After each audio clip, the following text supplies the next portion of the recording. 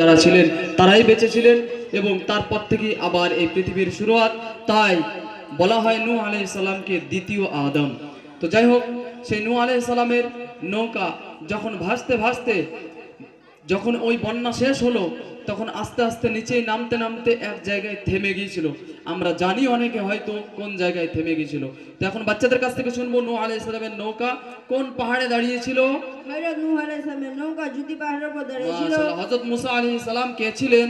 হযরত মুসা আলাইহিস সালাম আল্লাহ তাআলার নবী ছিলেন। মাশাআল্লাহ। হযরত মুসা আলাইহিস সালামের লালন পালন কোথায় হয়েছিল? হযরত মুসা আলাইহিস সালাম তার হযরত ফেরাউনের রাজপ্রাসাদে হয়েছিল। আচ্ছা, ফেরাউনটা কে ছিল এ বলো। ফেরাউন মিশরের খোদাদ্রোহী বাদশা ছিল। মাশাআল্লাহ।